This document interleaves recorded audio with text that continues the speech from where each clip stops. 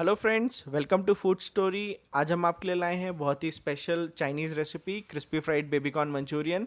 देख लेते हैं क्या क्या चाहिए। सबसे पहले हमने लिया है कॉर्नफ्लावर, ब्लैक पेपर पाउडर, नमक, चीनी, एक छोटी हरी शिमला मिर्च जिसको हमने लंबा काट लिया है, एक बड़ा अनियन जिसको हमने डाइस कर लिया है, एक हरी मिर्च बारीक कटी हुई, 10 से 12 लहसुन कटे हुए, थोड़ा सा स्प्रिंग अनियन बारीक कटा हुआ, एक छोटा अदरक का पीस बारीक कटा हुआ और थोड़ी सी गाजर।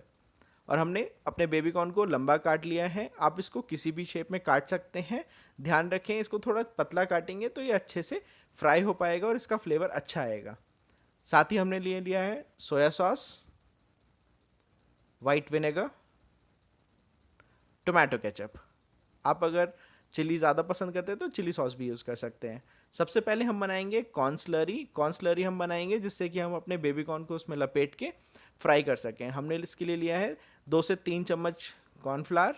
इसमें हम डालेंगे नमक, नमक के साथ डालेंगे ब्लैक पेपर पाउडर और इसमें हम थोड़ा सा पानी डाल के इसको चलाएंगे। ध्यान रखिए पानी की क्वांटिटी ज़्यादा नहीं हो क्योंकि फिर ये बहुत थिन हो जाएगा तो इसमें अच्छे से लिपट नहीं पाएंगे हमारे कॉर्नफ्लावर। देखिए हमारा काफ़ी थिन है अभी, इसमें हमें थोड़ा और कॉर्नफ्लावर डालना पड़ेगा। थोड़ा और कॉर्नफ्लावर डाल के हम चला देंगे। देखिए हमारी स्लरी एकदम रेडी है, काफ़ी अच्छा थिक हो गया ये। इसमें हमारे बेबी कॉर्न आराम से लिपट पाएंगे और ये फ्राई भी अच्छे से हो पाएंगे। स्लरी रेडी करने के बाद हम एक पैन में ऑयल ले लेंगे डीप फ्राई करने के लिए। देखिए हमारा पैन एकदम रेडी है, ऑयल गर्म हो चुका है।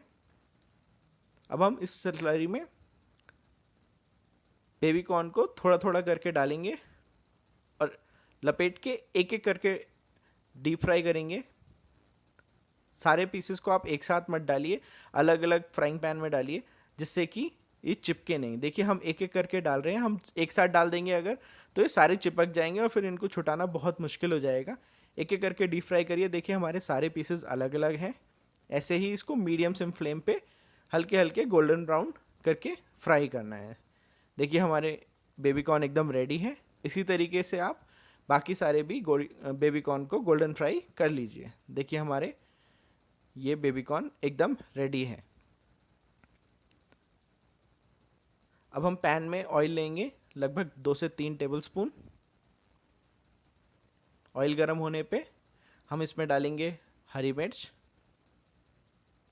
हरी मिर्च को थोड़ा भूनने देना है जिससे कि उनका फ्लेवर आ जाए बाहर। हरी मिर्च थोड़ी भुन गई है। अब हम इसमें डालेंगे गार्लिक। ध्यान रखिए चाइनीज़ कुकिंग हाई फ्लेम पे ही होती है। आप हाई फ्लेम पे कुक करें, लो फ्लेम पे मत करिए। और ब्राउन करने की ज़रूरत नहीं है, सब्जियों को हल्का कुक करें जिससे कि उसका फ्लेवर निकल के आ जाए।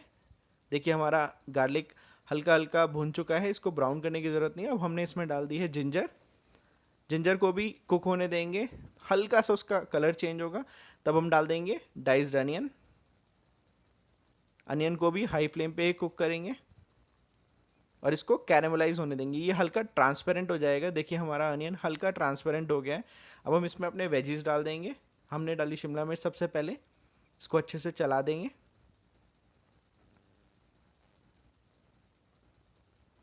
फिर हमने गाजर डाल दी, गाजर डाल के भी हम चला देंगे।